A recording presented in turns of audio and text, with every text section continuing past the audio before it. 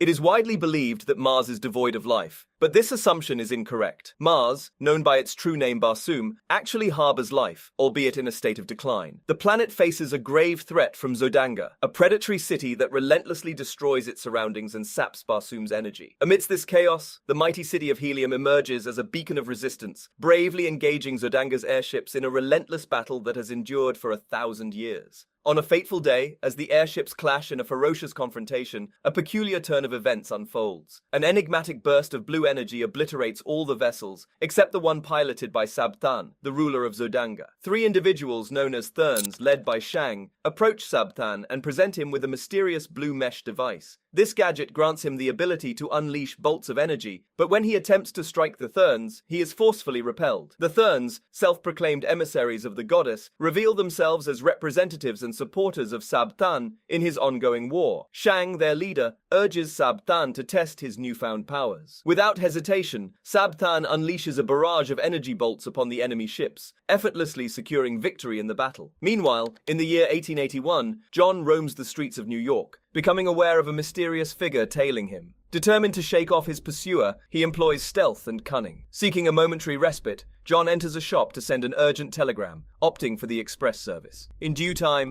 Ned receives the urgent message from his uncle, beseeching him to rush to his aid. Boarding a train, Ned arrives at John's residence and encounters a lawyer who discloses the unforeseen demise of John. Astonishingly, John has bequeathed his entire estate to Ned. Furthermore, his lifeless body has been interred within a crypt accessible only from within. Alongside these peculiar arrangements, a time-worn diary lies, entrusted exclusively to John for perusal. As the lawyer departs, Ned embarks on the captivating narrative that commences 13 years in the past. Following the conclusion of the Civil War in Arizona, John, an esteemed former Confederate Army captain, embarks on a quest for gold, despite his limited success thus far. Having accumulated a debt at the local tavern, John finds himself barred from receiving further drinks by the stern bartender. The patrons of the establishment join forces in an attempt to eject him, but John swiftly confronts them, subduing them with his formidable fighting skills. He brandishes his firearm, pointing it threateningly at the apprehensive bartender. However, their confrontation is abruptly interrupted as a group of soldiers arrives to apprehend John.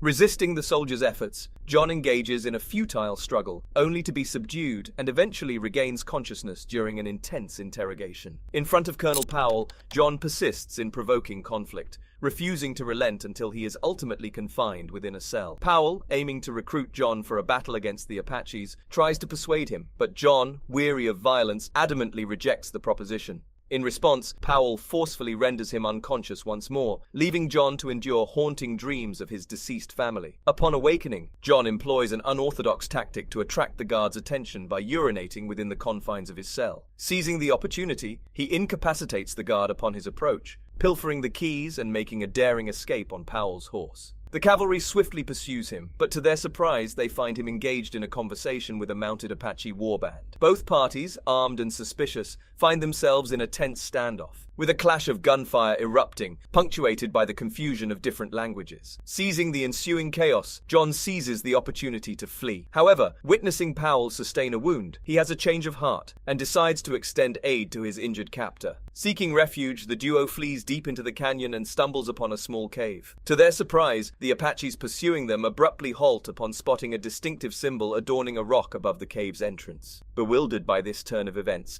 the Apaches quickly retreat. Intrigued by the symbol, John approaches it and recognizes the familiar spider emblem he has encountered during his quest for gold. Leaving Colonel Powell behind, John ventures further into the cave, driven by curiosity. As he explores, he stumbles upon a chamber adorned with peculiar symbols and walls glistening with gold. Suddenly, a Thern materializes behind him, launching an attack. Engaging in a brief skirmish, John manages to shoot and mortally wound the assailant. To his astonishment, he discovers a glowing pendant clutched in the dying man's hand. As the Thern breathes his last breath, he utters cryptic words, which John instinctively repeats while seizing the pendant. In a sudden and bewildering twist, John finds himself instantaneously transported out of the cave, now standing in the midst of a strange desert. Attempting to regain his footing, he encounters an unexpected challenge. The act of walking feels unusually arduous and weightless, requiring several attempts to adapt. Puzzled and frustrated, John hurls the pendant away, only to realize that his subsequent movements defy the laws of Earth's gravity. Astonished Astonishingly, his strides take on a floating quality, and he soon discovers that his leaps cover vast distances. Unbeknownst to him, John has unwittingly arrived on Mars, where the reduced gravity allows for these extraordinary physical feats. Subsequently, John ascends to the summit of a hill, where he stumbles upon a cluster of eggs housing vibrant green, six-limbed newborn creatures. In that moment, a horde of Tharks, mounted atop colossal beasts and armed with weapons, swiftly approaches. The leader, Tarkus, discovers the pendant and launches an attack on John, accompanied by a barrage of hostile gunfire. Swiftly evading their assault with a single mighty leap, John manages to escape. Intrigued and impressed by John's extraordinary abilities, Tarkus orders his comrades to cease fire and cautiously approaches him once more, now with a peaceful intention. Their attempts at communication are hindered by the language barrier, leading Tarkus to mistakenly believe that John's name is Virginia, assuming it to be his hometown. Tarkus expresses a desire to witness John's incredible leap once again, but instead, John responds by attempting to pilfer Tarkus's weapons. In a swift and decisive counterattack, the Tharks overpower John, capturing him and transporting him to their tribe alongside the newborn creatures. Meanwhile, in the city of Helium, Princess Deja prepares a speech about her latest invention. However, her father, King Tardos, and his council abruptly interrupt her, engrossed in a discussion regarding Zodunga's recent assaults utilizing an enigmatic glowing weapon. Deja interjects, explaining that she has crafted a device capable of harnessing the power of this radiant energy, which she refers to as the Ninth Ray. Attempting to showcase the functionality of her invention, Princess Deja invites a council member to touch the device, unaware of his clandestine intention to sabotage it. With a discreet jolt, he deliberately causes the gadget to malfunction, creating the illusion of Deja's failure. Dismissing the council, King Tardos informs Deja that the only path to halt the ongoing war is through her marriage to Sab Than, a prospect that deeply distressed her. Despite her impassioned pleas, the king disregards her objections and commands his people to commence preparations for the wedding. Unbeknownst to Deja outside the chamber, the council member who sabotaged her invention reveals his true identity as a Thurn. Meanwhile, John observes the Tharks' activities within the city, captivated by their dynamics, particularly their disputes over the newborn creatures. Witnessing the commotion, Tarkus intervenes, directing that a young woman named Sola be permitted to care for one of the hatchlings. However, Hajus, an antagonist, seeks to harm John, only to be swiftly repelled by Tarkus, lacking support from others. Tarkus then implores John to demonstrate his extraordinary jumping ability, but John remains steadfast in his refusal to cooperate, leading to his confinement in a cave alongside the hatchlings, his limbs restrained by chains. Later, Sola pays John a visit and offers him a unique beverage, which grants him comprehension of her language before he succumbs to unconsciousness. Awakening in the midst of the night, John is initially terrified to encounter Woola, an alien creature with dog-like characteristics.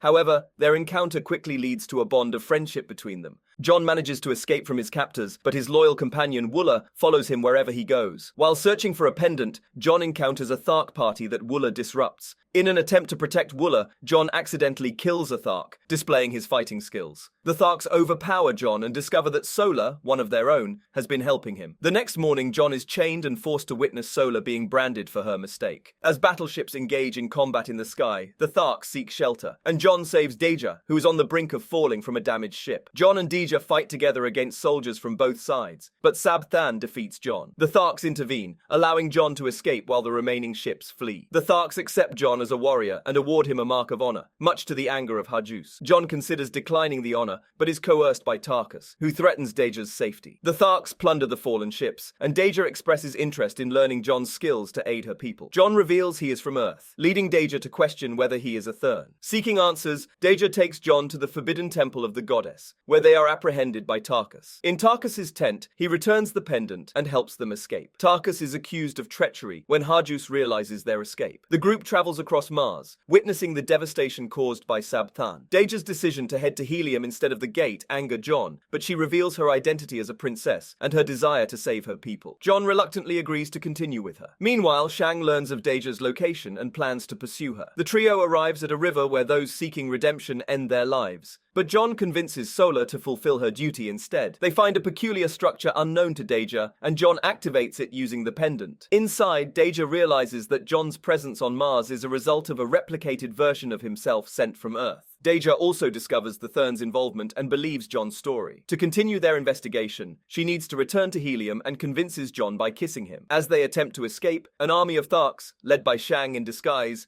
gives chase. John chooses to stay behind and fight to protect his loved ones. The battle reaches a turning point when a Helium ship arrives. Deja's father, Tardos, reconciles with her and agrees to the marriage for the sake of their people. John, Woola, and Sola hide during the commotion. Later, John wakes up in a luxurious room surrounded by guards. With the help of one of Deja's soldiers, he stages an escape and reunites with Deja. However, Shang intercepts them and takes John away, revealing the Thern's control over history. Shang and John attend the wedding procession where Deja's life is at stake. John manages to escape with Woola's assistance and reclaims the pendant. He commandeers a light flyer but struggles with piloting it. John and Sola escape from the city, and John decides to seek help from the Tharks to save Deja. They return to the Thark village and are arrested by Hajus. Tarkus is also imprisoned. Later, John and Tarkus are forced to fight giant white apes in the Colosseum. Sola intervenes, and John manages to defeat the apes, earning the crowd's respect. John challenges Hajus and kills him, becoming the Thark's leader. He rallies the Tharks to join the battle to save the planet. Meanwhile, John arrives in Helium and interrupts the wedding between Deja and Sabthan. Sabthan escapes with Deja, but they are pursued by John and the Tharks. A battle ensues, and with the Tharks and Heliumites working together, they defeat the Zodagans. Shang, controlling a blue light, is interrupted by Deja and John. The real John confronts Shang, who disappears. The pendant is found, and John asks Tarkus for it. Peace is restored, and John proposes to Deja. They get married, and years later, John wakes up on Earth. He had planned his return to Earth and left instructions for Ned. Ned is lured into a trap and helps John defeat the Thern. John retrieves a pendant and asks Ned to protect his body in the crypt. John says the words to return to Mars.